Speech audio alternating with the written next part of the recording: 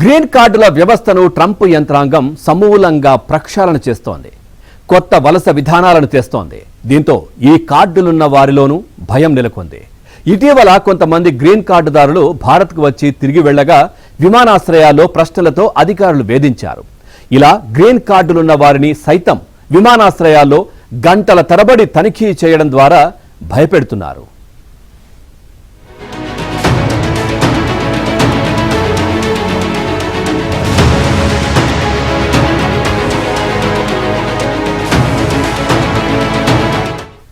మరోవైపు ట్రంప్ యంత్రాంగం form I-485ను update చేసింది.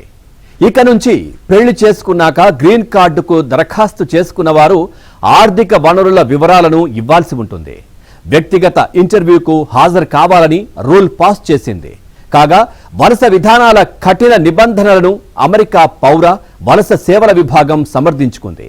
మోసాలను గుర్తించేందుకు వ్యవస్థలను బలోపేతం చేస్తున్నామని తెలిపింది. వలసల కోసం జరిగే దొంగ వీసా ప్రయత్నాలను, దొంగ వివాహాలను దీనివల్ల గుర్తించగలుగుతామని చెబుతా ఉన్నారు.